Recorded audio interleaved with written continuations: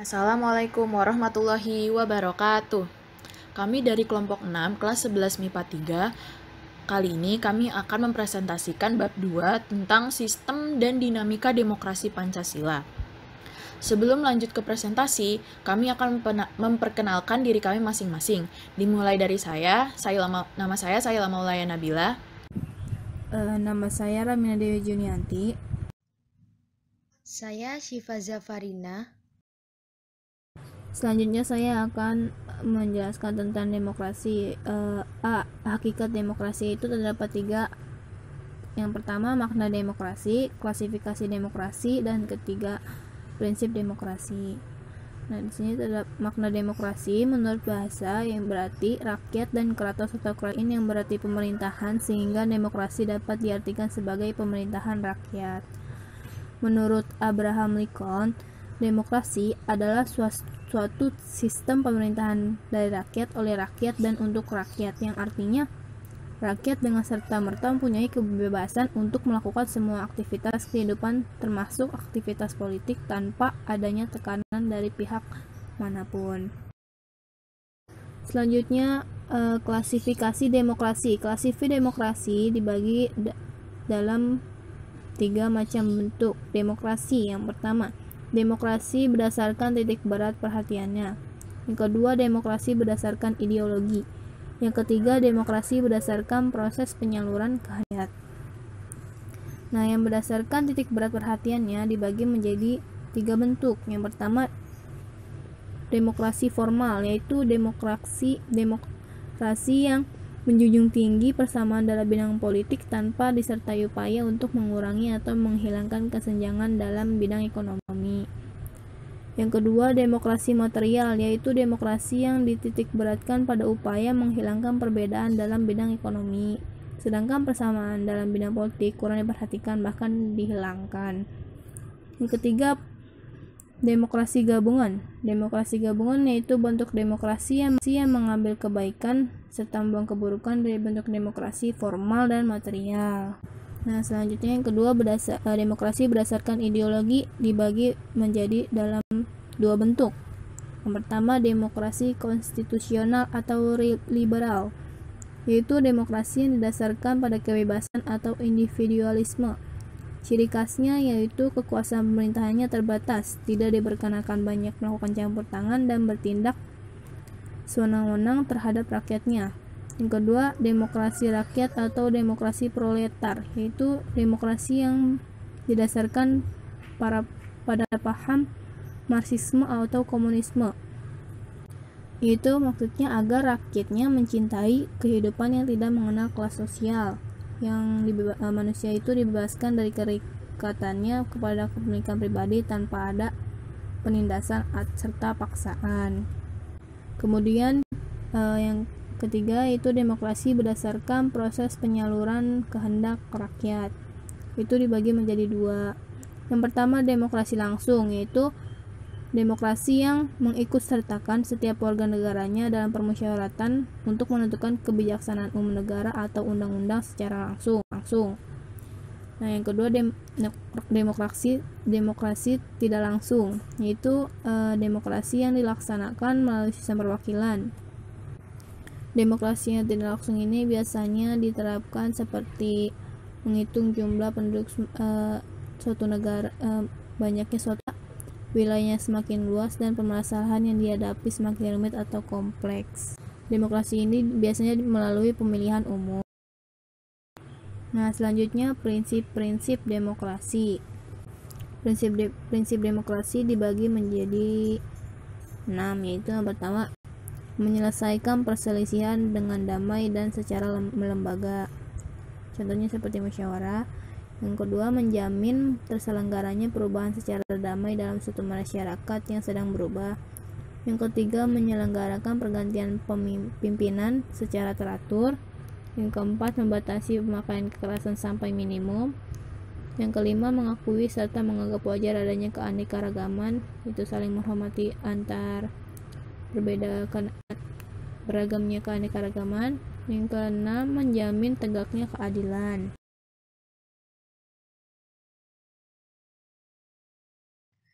Prinsip-prinsip demokrasi di Indonesia. Ahmad Sanusi mengutarakan 10 pilar demokrasi konstitusional Indonesia menurut Pancasila dan Undang-Undang Dasar Negara Republik Indonesia tahun 1945. Di antaranya, demokrasi yang berketuhanan yang Maha Esa, yaitu sistem serta perilaku dalam menyelenggarakan kenegaraan RI harus taat asas, konsisten, atau sesuai dengan nilai-nilai dan kaidah-kaidah dasar ketuhanan yang Maha Esa. Lalu dengan kecerdasan, yaitu mengatur dan menyelenggarakan demokrasi menurut Undang-Undang Dasar, bukan dengan kekuatan naluri, kekuatan otot, atau kekuatan massa semata-mata. Pelaksanaan demokrasi itu justru lebih menuntut kecerdasan rohaniyah, kecerdasan akliyah, kecerdasan rasional, dan kecerdasan emosional. Lalu, demokrasi yang berkedaulatan rakyat. Kekuasaan tertinggi ada di tangan rakyat. Secara prinsip, rakyatlah yang memiliki atau memegang kedaulatan itu. Lalu, demokrasi dengan rule of law. Hal ini mempunyai 4 makna penting. Yang pertama, kekuasaan negara Republik Indonesia harus mengandung, melindungi, serta mengembangkan kebenaran hukum. Yang kedua, kekuasaan negara memberikan keadilan hukum. Yang ketiga, kekuasaan negara menjamin kepastian hukum. Yang keempat, kekuasaan negara mengembangkan manfaat atau kepentingan hukum. Lalu, demokrasi dengan pemisahan kekuasaan negara. Bukan saja mengakui kekuasaan negara Republik Indonesia yang tak terbatas secara hukum, melainkan juga demokrasi itu dikuatkan dengan pembagian kekuasaan negara dan diserahkan kepada badan-badan negara yang bertanggung jawab.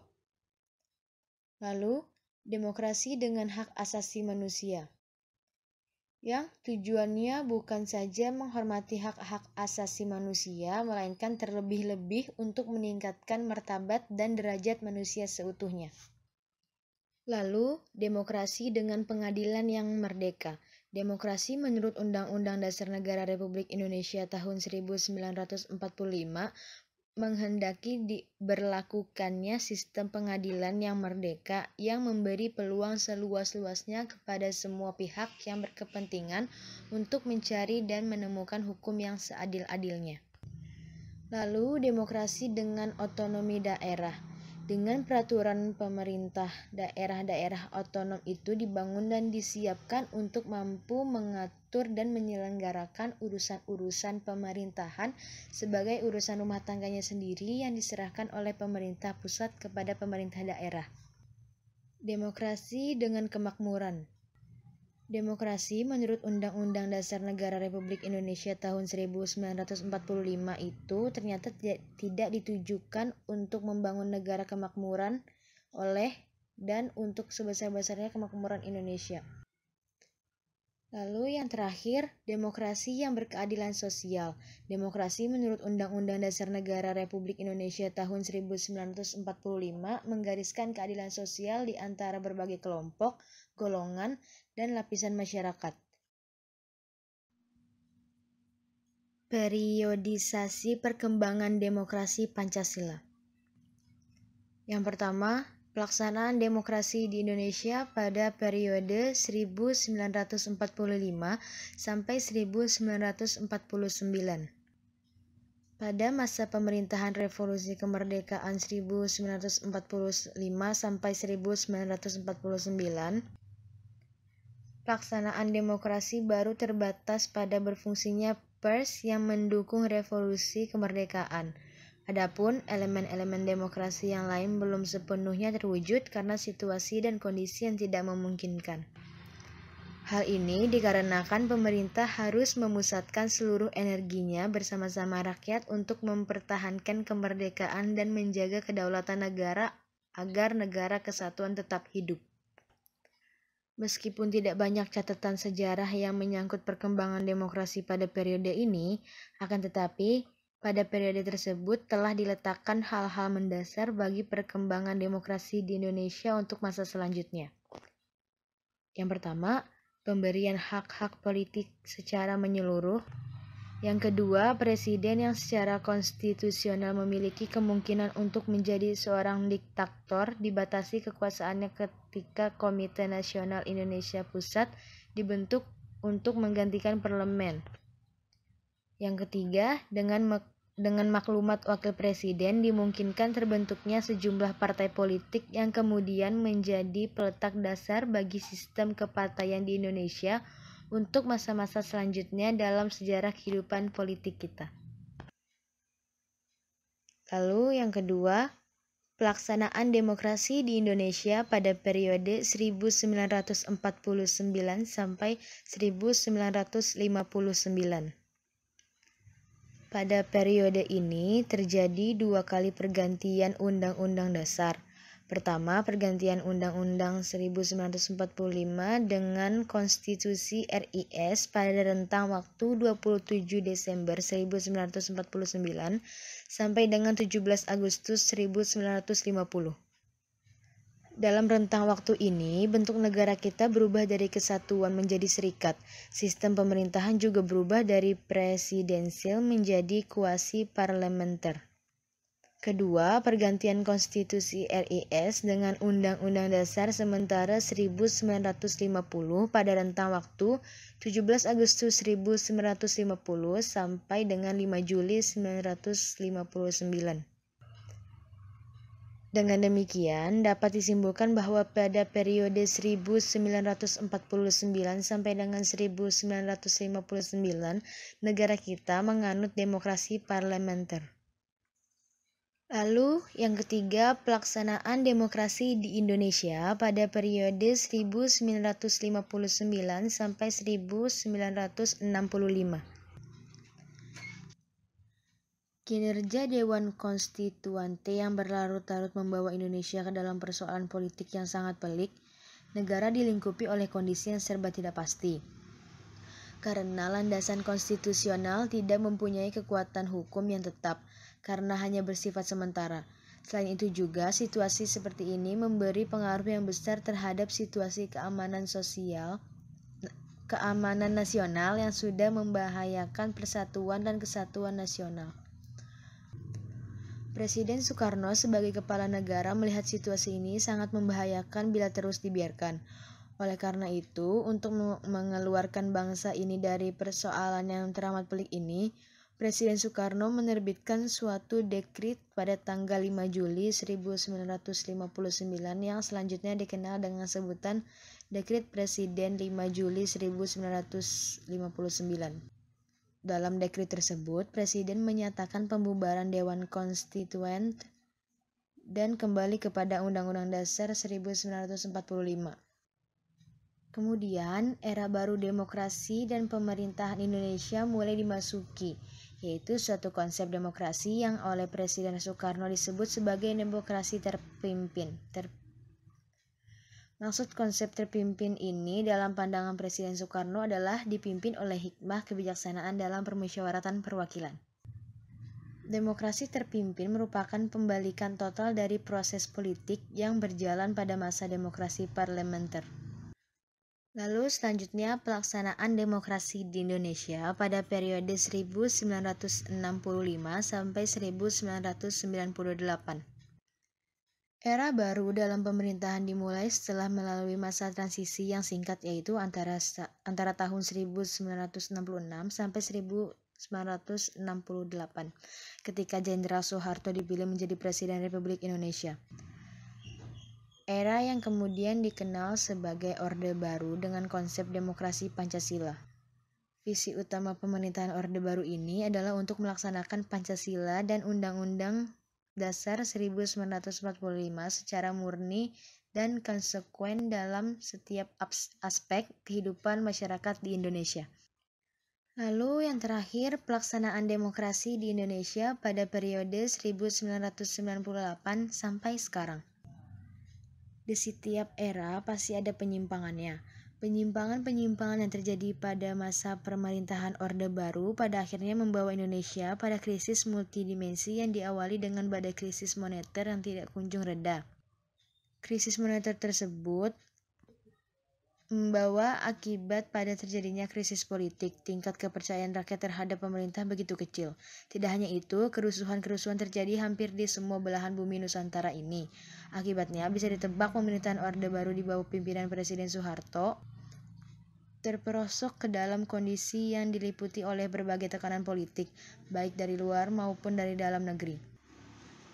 Akhirnya, pada hari Kamis tanggal 21 Mei 1998, Presiden Soeharto bertempat di Istana Merdeka Jakarta menyatakan berhenti sebagai presiden, dan dengan menggunakan pasal 8 UUD 1945, Presiden Soeharto segera mengatur agar Wakil Presiden Habibie disumpah sebagai penggantinya di hadapan Mahkamah Agung.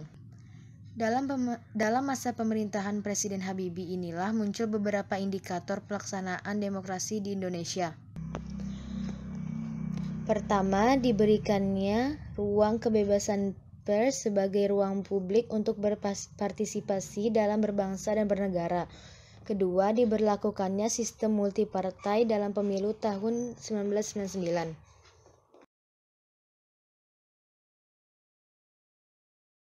Lanjut ke pembahasan pentingnya kehidupan yang demokratis. Pada hakikatnya, sebuah negara dapat disebut sebagai negara yang demokratis apabila di dalam pemerintahan tersebut rakyat memiliki, pertama, persamaan kedudukan di muka hukum. Artinya, hukum harus dijalankan secara adil dan benar. Hukum tidak boleh pandang bulu, siapa saja yang bersalah dihukum sesuai ketentuan yang berlaku. Untuk menciptakan hal itu harus ditunjang dengan adanya aparat penegak hukum yang tegas, bijaksana, dan bebas dari pengaruh pemerintahan yang berkuasa, serta berani menghukum siapapun yang bersalah. Yang kedua, partisipasi dalam pembuatan keputusan. Dalam negara yang menganut sistem politik demokrasi, kekuasaan tertinggi berada di tangan rakyat dan pemerintahan dijalankan berdasarkan kehendak rakyat. Aspirasi dan kemauan rakyat harus dipenuhi dan pemerintahan dijalankan berdasarkan konstitusi yang merupakan arah dan pedoman dalam melaksanakan hidup bernegara. Para pembuat kebijakan harus memperhatikan seluruh aspirasi rakyat yang berkembang. Kebijakan yang dikeluarkan harus dapat mewakili berbagai keinginan masyarakat yang beragam. Yang ketiga, distribusi pendapatan secara adil. Dalam negara demokrasi, semua bidang dijalankan dengan berdasarkan prinsip keadilan, termasuk di dalam bidang ekonomi. Semua warga negara berhak memperoleh pendapatan yang layak. Pemerintah wajib memberikan bantuan kepada fakir dan miskin atau mereka yang berpendapatan rendah. Yang terakhir, ada kebebasan yang bertanggung jawab. Dalam sebuah negara yang demokratis, terdapat 4 kebebasan yang sangat penting. Yang pertama, kebebasan beragama. Yang kedua, kebebasan pers. Ketiga, kebebasan mengeluarkan pendapat. Dan keempat, kebebasan untuk berkumpul. 4 kebebasan ini merupakan hak asasi manusia yang harus dijamin keberadaannya oleh negara. Akan tetapi, dalam pelaksanaannya mesti bertanggung jawab. Artinya, kebebasan yang dimiliki oleh setiap warga negara tidak boleh bertentangan dengan norma-norma yang berlaku. Adapun perilaku yang mendukung tegaknya nilai-nilai demokrasi. Bagaimana caranya supaya kita dapat menjalankan kehidupan yang demokratis? Yang pertama, kita harus membiasakan diri untuk membuat sesuai dengan aturan main atau hukum yang berlaku. Kedua, membiasakan diri untuk bertindak demokratis dalam segala hal. Yang ketiga, membiasakan diri untuk menyelesaikan persoalan dengan musyawarah. Yang keempat, membiasakan diri untuk mengadakan perubahan secara damai, tidak dengan kekerasan. Yang kelima, membiasakan diri untuk memilih pimpinan melalui cara-cara yang demokratis. Seperti pemilihan, kalau misalkan di sekolah, kita bisa memilih ketua OSIS, dan sebagainya.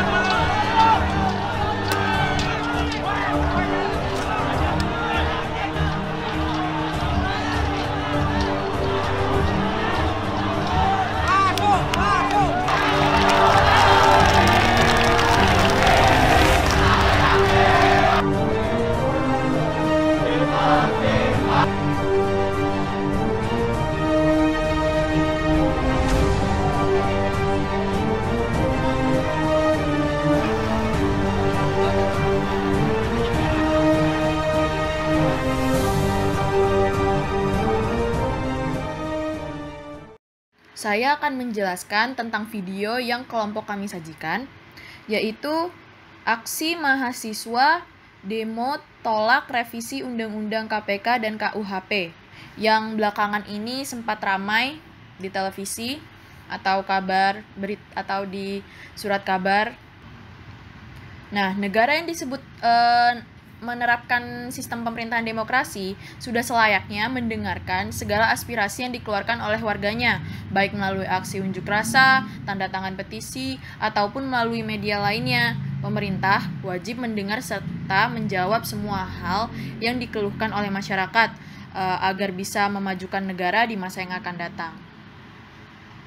Mungkin hanya itu saja yang bisa kami sampaikan, kurang lebihnya mohon maaf. Wassalamualaikum warahmatullahi wabarakatuh.